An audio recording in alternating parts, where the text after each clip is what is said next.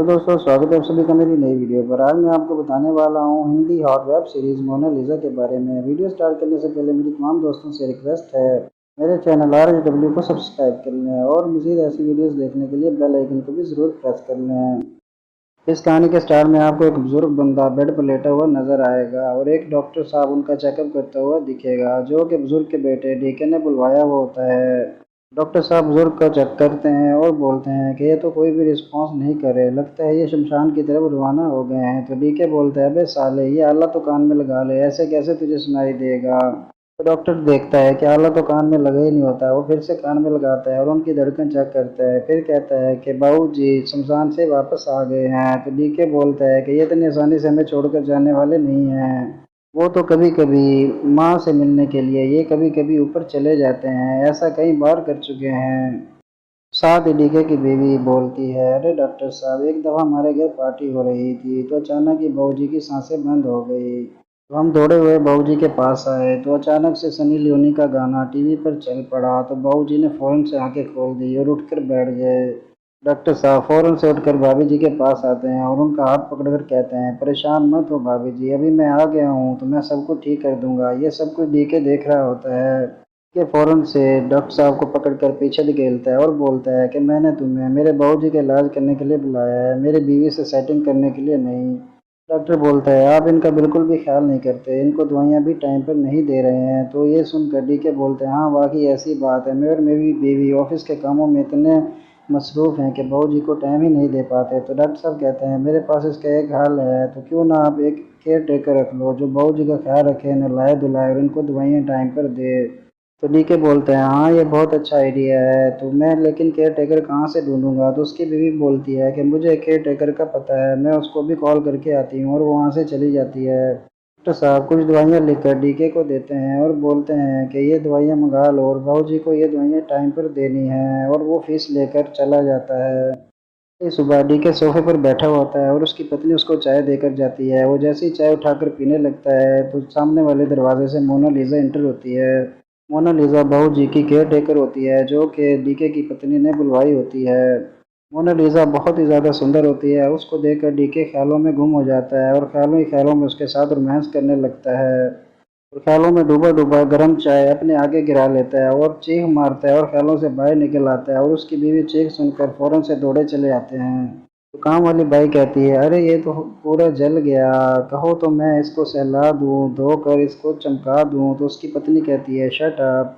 उसके साथ ही मोनालिसा बोलती है, अरे आप कहो तो मैं आइस लगा दूं। तो डीके की पत्नी बोलती है, मोनालिसा, मैंने तुम्हें इनके साथ करने को नहीं बुलाया, बल्कि बहू जी के ख्याल रखने को बुलाया है। वो मोनालिसा को लेकर बहू जी के कमरे में दाखिल हो जाती है और उसको दिखाती है कि ये हमारे बहू जी हैं, ये बीमार हैं और तुमने इनका कैसे ख्याल रखना है। इनको दवाइयाँ टाइम पर देनी है, इनको खाना पीना टाइम पर देना है, लेकिन एक बात का ख्याल रखना, जो भी चीज़ इनको दो तो पहले इनसे पूछ लेना। वो कहती है कि बहू जी तो बोल ही नहीं सकते, तो ये कैसे जवाब देंगे। तो वो उसको डेमो देती है और एक पानी का गिलास लेकर बहू जी से पूछती है, बहू जी पानी पियोगे। तो बहू जी आंखों से इशारा करता है कि नहीं पीऊँगा। तो डीके की पत्नी मोनालिसा को बताती है, देखो बाबूजी ने आंखों से इशारा किया है कि वो नहीं पिएंगे। तो फिर से वो जूस का गिलास लेकर बाबूजी से पूछती है, बाबूजी जूस पिएंगे। तो बाबूजी आंखों के इशारे से बताता है, हाँ वो पिएंगे।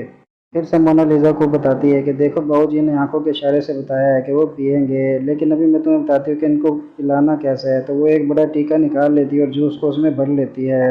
वो जूस भर रही होती है और डी के पीछे मोनालिसा के बड़े बड़े गुब्बारे देख रहा होता है और उसको बड़ा ही मज़ा आ रहा होता है। डीके की पत्नी टीके में जूस भर के बाबूजी के मुंह से लगाती है और पीछे से प्रेशर से बाबूजी को पिला देती है। और ये देख कर मोनालिसा खुश हो जाती है और कहती है, अरे बाबूजी ने तो पी लिया। टीके की पत्नी मोनालिसा को बोलती है, चलो अब तुम ट्राई करो। तो मोनालिसा बाबूजी की तरफ आती है और आकर जानबूझकर बाबूजी के ऊपर गिर जाती है और उसके बड़े बड़े गुब्बारे बाबूजी के मुंह पर लगते हैं और बाबूजी की आंखें फड़फड़ाने लगती हैं। तो फौरन से उठती है और बोलती है, अरे बाबूजी की तो आंखें फड़फड़ाने लग गई, ये क्या कह रहे हैं। तो डीके बोलता है, इसका मतलब है कि बाबूजी अभी तुम्हारी लेंगे। तो उसकी पत्नी और मोनालिसा बोलती हैं, क्या। डीके बोलता है, अरे मेरा मतलब था कि बाबूजी तुम्हारी सेवा लेंगे, तुम्हारे हाथ से खाना लेंगे, तुम्हारे हाथ से दवाइयाँ लेंगे। तो वो दोनों चुप हो जाते हैं। डीके बाबूजी से पूछता है कि क्यों बाबूजी, आप लेंगे ना। तो बाबूजी भी आंखों के इशारे से बताता है कि हाँ वो बिल्कुल लेंगे। अगली सुबह मोनालिसा दवाइयाँ लेकर बाबूजी के बेडरूम में आती है और बाबूजी के सामने खड़े होकर वो दवाइयाँ गिरा देती है और बैठ जाती है। बैठने के बाद वो अपने गुब्बारों की जिप थोड़ी सी नीचे करती है और बाबूजी को दर्शन करवाती है। बाबूजी उसके बड़े बड़े गुब्बारे देखकर आउट ऑफ कंट्रोल हो जाते हैं। ना चाहते हुए भी बाबूजी का हथियार बड़ा होने लगता है और मोनालिसा बाबूजी का हथियार देखती है कि ये तो बड़ा हो रहा है और वो उठती है और आकर बाबूजी के सिरहाने बैठ जाती है और अपने बड़े बड़े गुब्बारे बाबूजी के मुंह के साथ टकराने लगती है। तो बाबूजी और भी जोश में आते हैं और बाबूजी का हथियार फुल टनाटन खड़ा हो जाता है।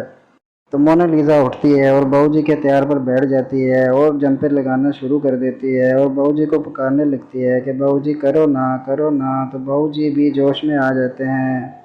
जोश में आने के बाद अचानक से बाबूजी उठकर बैठ जाते हैं और मोनालिसा को गले से लगा लेते हैं। इसके साथ ही बाबूजी हो जाते हैं ठीक।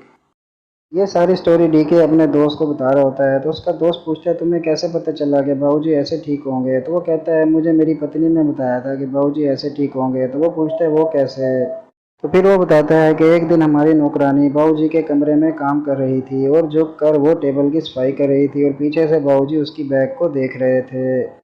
हमारी नौकरानी काम करते करते कभी बैग हिला रही थी तो कभी झुका रही थी तो कभी उठा रही थी और कभी बैठ जाती। तो बाबूजी सामने से उसका गला देख रहे थे। तो ये देखकर बाबूजी का हथियार टनाटन खड़ा हो जाता है।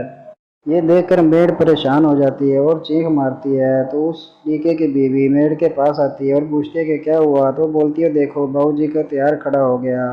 तो डीके की पत्नी काम वाली बाई को कहती है कि तुम चली जाओ यहाँ से, तुम बहुत ज़्यादा फिल्में देखने लग गई हो, ये ऐसा कुछ भी नहीं है। लेकिन वो खुद से बहुत परेशान हो जाती है कि बाबूजी का हथियार कैसे खड़ा हो गया। तो वो डीके को बताती है कि आज ऐसा कारनामा किया है तुम्हारे बाबूजी ने, तो क्यों ना मैं कि ऐसी केयर टेकर रख लें जो बाबूजी को इसी तरह के हिसाब से ठीक कर दे। तो इसलिए वो मोनालिसा को पॉइंट करते हैं और बाबूजी ठीक हो जाते हैं। इसके साथ ही दोस्तों ये कहानी यहाँ पर ख़त्म होती है। अगर आपको वीडियो अच्छी लगी है तो प्लीज़ वीडियो को लाइक ज़रूर कर देना और हमारे चैनल RHW सीरीज़ को सब्सक्राइब कर लेना। हम आपके लिए ऐसी अच्छी अच्छी वीडियोज़ लाते रहेंगे। तब तक के लिए इजाज़त दीजिए। शुक्रिया। अल्लाह हाफिज़।